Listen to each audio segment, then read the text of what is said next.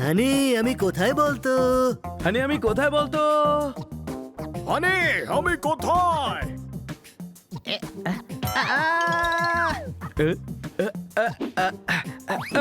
হানি আমি কোথায় বলতো?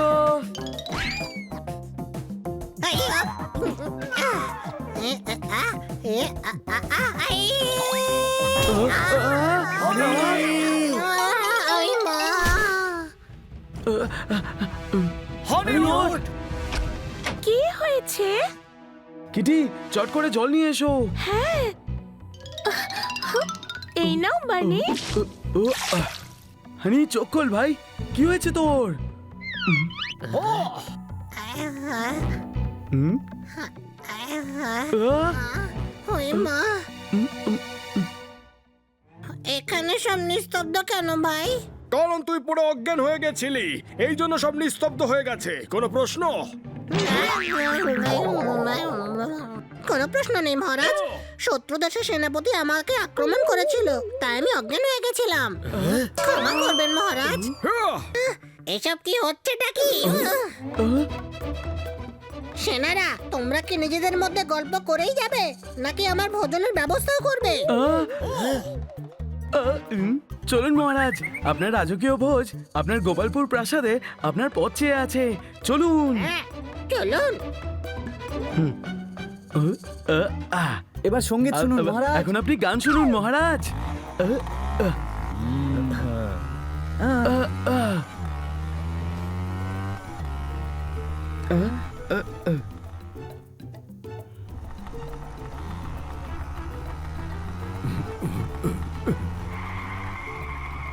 ইস, কোথায় যাচ্ছ তোমরা এমন হড়বড় করে?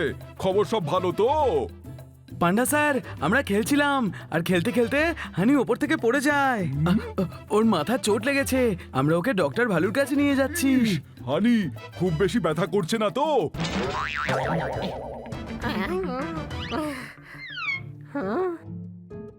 পোস্টম্যান আঙ্কেল, আপনি রাস্তার মাঝখানে দাঁড়িয়ে আছেন কেন? আজ বাড়ি বাড়ি চিঠি দিতে যাননি?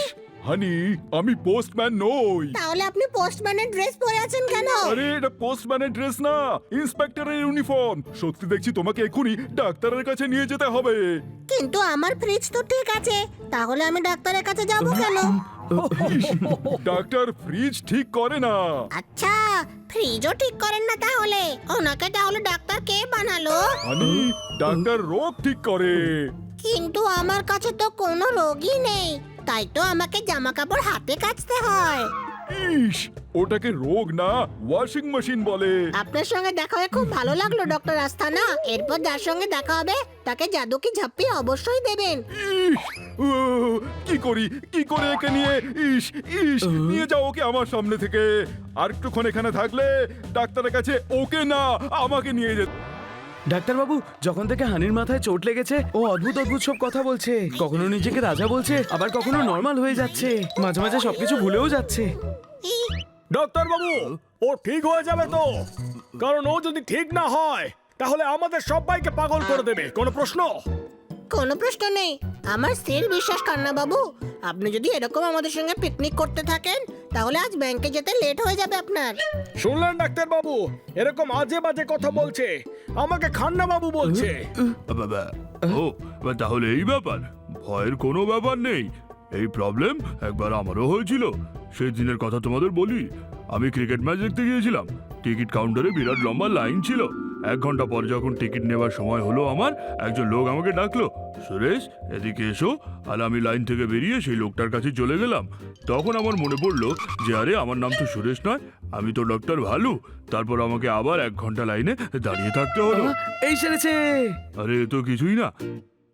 এরপর একদিন আমি ক্লিনিকে বসে কাজ করছি, আমার কাছে ফোন এলো যে আমার ছেলে নাকি স্কুলে কিছু বদমাইশি করেছে, প্রিন্সিপাল তক্ষুনি যেতে বলেছে। ট্রেন ধরে 1 ঘন্টা পর যখন পৌঁছলাম তখন আমার মনে পড়লো যে আমি তো বিয়েই করিনি। তাহলে আমার ছেলে কোত্থেকে এলো? আমার কাকুরও ঠিক একই প্রবলেম হয়েছিল। একবার কাকিমা ফোন করে বলল আমার যে নতুন চাকরটাকে রেখেছি সে আমার ভাইকে খুব জ্বালাচ্ছে, তাই কাকু তক্ষুনি বাড়ি গেল আর ওই চাকরটাকে চাটি মেরে বাড়ি থেকে বার করে দিল, আর ভাইকে 100 টাকা দিয়ে আবার কাজে বেরিয়ে গেল। পরে কাকুর মনে পড়লো যে যাকে চাটি মেরে বাড়ি থেকে বার করে দিয়েছে সে তো আসলে ছিল কাকিমার ভাই, আর যাকে 100 টাকা দিয়েছে সেটা আসলে চাকর। কি উকিল বাবু, একেবারে সুস্থ আমি, আমাকে রোগী বলছেন আপনি? আমার কোনো রোগ নেই। আমি তো আপনার সঙ্গে কালকের কোর্টের কেসটা নিয়ে কথা বলতে এসেছি। আমি কোর্টে সেই বয়ানই দেব যা আপনি বলতে বলেছেন। উকিল বাবু, হানি তুমি ভুলে যাচ্ছ যে আমি তোমার ডাক্তার বাবু। উকিল বাবু, আপনার সেন্স অফ হিউমার কিন্তু দারুণ। আমি কিচ্ছু ভুলিনি। আমার তো এটাও মনে আছে যে আমার মা 2 কিলো আলু নিয়ে যেতে বলেছে। আর হ্যাঁ, কাল কোর্টে আমি সেই বয়ানই দেব যা আপনি এক্ষুনি আমাকে বললেন। দেখো হানি, ভালো করে ভেবে দেখো যে বানি তোমাকে এখানে কেন নিয়ে এসেছে, চিকিৎসা করাতে তো। ইন্সপেক্টর স্যার, সেই সময় ওখানে খুব অন্ধকার ছিল, তাই চোরকে আমি খুব ভালো করে দেখতে পাইনি। তবে চোরটা মাঝারি হাইটের ছিল, মুখে ঘন দাড়ি, কিন্তু অন্ধকার ছিল বলে ঠাউর করতে পারিনি যে চোর পুরুষ ছিল না মহিলা। আমার মনে হচ্ছে তোমায় এক্ষুনি অ্যাডমিট করে নেওয়া উচিত। কি বলছেন আপনি ইন্সপেক্টর স্যার? কোনো চোর চুরি করার পর কি করে অ্যাডমিট করবে যে চুরি সেই করেছে? নেভার। আপনি তার উপর 3rd ডিগ্রি কেন, বিএ এম এর ডিগ্রি চাপিয়ে দিলেও সে কিছুতেই অ্যাডমিট করবে না। মনে হচ্ছে ও একেবারে পাগল হয়ে গেছে। কি করছিলেন আপনি? নিজের সঙ্গে কথা। তাহলে আপনি অ্যাডমিট করেছেন যে আপনি নিজের সাথে কথা বলছিলেন? আঙ্কে দ্যাটস অল মাই লর্ড। দেখলেন আপনি যে কিভাবে এত শিয়ানা একজন অপরাধী আইনের মার প্যাচে নিজের দোষ স্বীকার করে নিচ্ছে। হানি, তুই এটা কি বলছিস রে? আমার মনে হচ্ছে ডক্টর ভালুকে ওনার নিজের হাসপাতালে অ্যাডমিট করাতে হবে। ডাক্তার বাবু, এর নিশ্চয়ই কোনো চিকিৎসা আছে। না ডক্টর ড্যাং, আমি আপনার কবলে পড়ছি না। ধরো ধরো ওকে। হানি থাম বলছি। আরে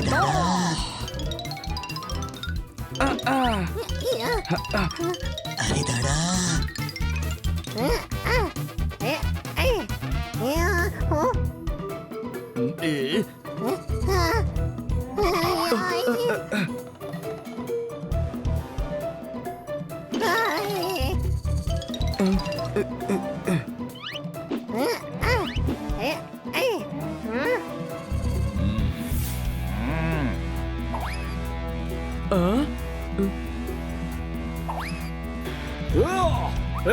আরে কি করছিস তুই? থাম।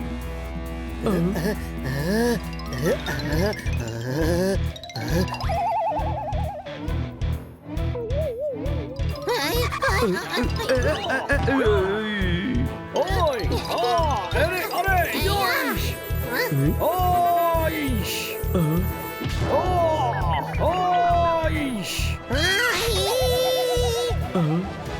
হানি,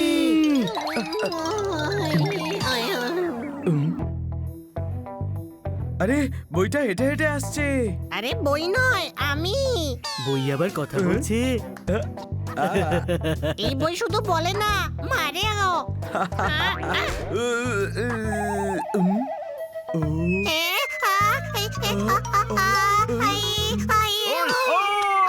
আরে পোপট চাপা পড়ে গেছে, বই সরা।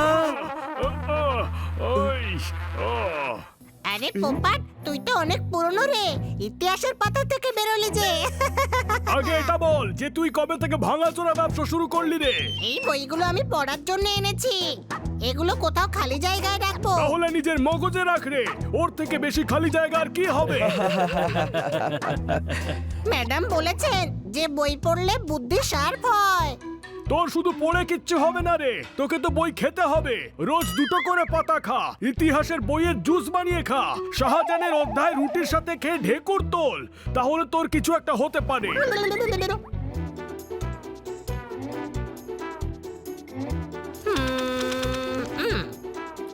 বাহ হানি, একটা বই এত তাড়াতাড়ি পড়ে ফেললি। না, ওটা শুধু পাতা গুনছিলাম 3 দিনে চা কি করে বানাতে হয়। কি লেখা আছে ওতে? লেখা আছে যে তৃতীয় দিন বানান।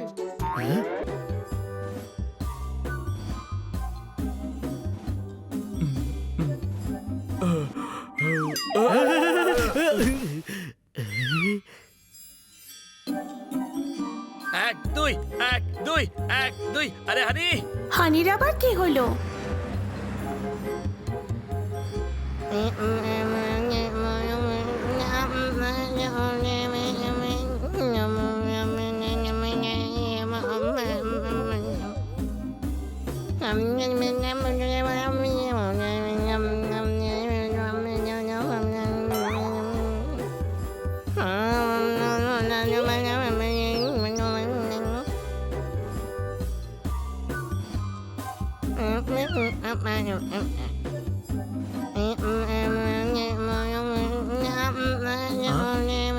এই মানেটা কি?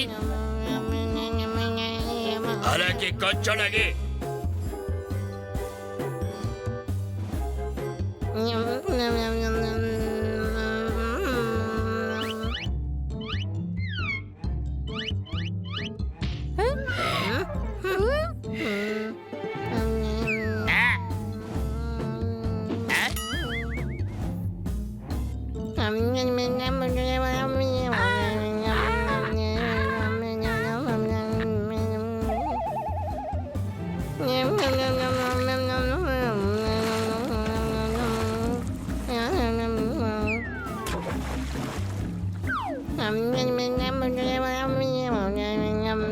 তাও আবার সেম টু সেম। দারুণ ব্যাপার, ফ্রিতে জিনিস পাওয়া যাচ্ছে, দারুণ ব্যাপার। এই নাও, এটাও নিয়ে যাও, ওটাও নিয়ে যাও, সবকিছু নিয়ে যাও। আমার কিচ্ছু না, যত দান করব তত পুণ্য অর্জন করব। তুমি একটা দাও, ওপরওয়ালা দুটো দেবে, তারপর তুমি ওই দুটো দিয়ে দাও, ওপরওয়ালা 4টে দেবে। এইভাবে 8, 16, 24, 64। এক্সকিউজ মি, লাইনে দাঁড়ান। কেউ ধাক্কাধাক্কি করবেন না, যার যেটা ইচ্ছে হয় সেটা নিয়ে যান। তোমার কি চাই? আমার সোফা চাই। আমার বাড়ির ফার্নিচার শেষ হয়ে গেছে, এক্ষুনি আনছি। এই নাও।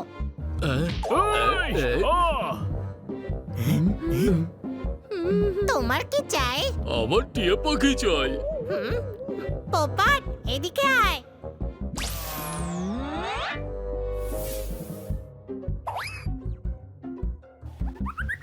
আমি কাক রে, কাক কাক, আমি কাক রে। সরি দাদা, পোপাট তো নেই। তোমার কি চাই? আমার তো চাই একটু দুধ, একটু ঘি, একটু চিনি, একটু চাল, একটু গ্যাস আর একটু ওভেন চাই। এরপর কি চাই? পুরো দোকানটাই চাইছো, তুমি কিনছো না বেচছো? বেচবো কেন? আমি তো জিনিসগুলো এত চাইছি। সবকিছু যখন চাইছো তখন কিচেনটাও আমাদেরটাই ব্যবহার করে নাও, এখানেই রান্না বান্না করে খেয়ে যেও। ওহো হানি, তুমি বাড়ির জিনিসপত্র কেন দিয়ে দিচ্ছ? একজন দানবীরের কর্তব্য হলো ও যেন সবকিছু দান করে দেয়। আপনার কি চাই? আরে আমার বাড়িতে টিভি নেই, আজও পর্দার পেছনে মোমবাতি জ্বালিয়ে হাত দিয়েই হাতি বানাই, আর বাচ্চাদের বলি যে অ্যানিমাল চ্যানেল চলছে। আরে সমস্যা তো তখন হয় যখন বাচ্চারা আমাকে 12 সিংহ বানাতে বলে, কিন্তু আমার আঙুল তো 10টা। আরো দুটো আঙ্গুল চেয়ে নাও, টিভি কেন চাইছো?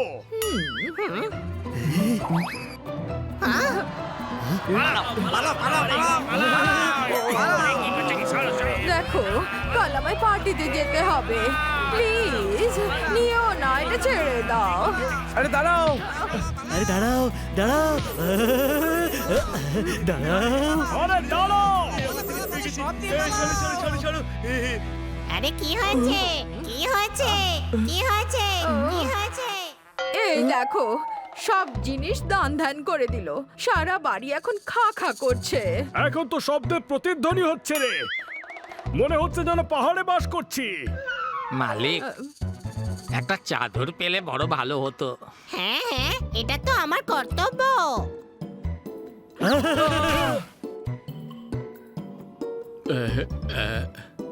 এই বাড়িতে তো চিনির দানাও নেই, চল এখান থেকে।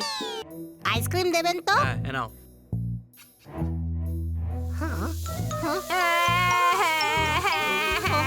আইসক্রিম খেয়ে নাও। হ্যাঁ শোনো না, আরে ওই ব্যাপারটা হচ্ছে যে এ কি? আমি পৌঁছবো। এই যে আন্টি, আপনার কি কিছু লাগবে? ও ওয়েল, আমি তো ফোন কিনতে যাচ্ছি। কেনার কি দরকার আছে? যখন দান করলে পূর্ণ প্রাপ্তি হয়। আমি বললাম তো বেজাতে হুম। আমার ফোন ছিনিয়ে নিয়েছে, মারো ওকে, মারো মারো, ধরো ধরো, মারো ওকে।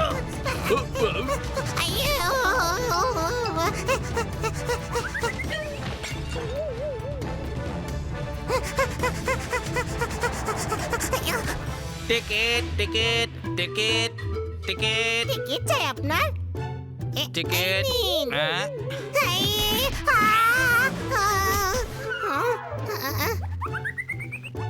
তোমাদের কিছু চাই?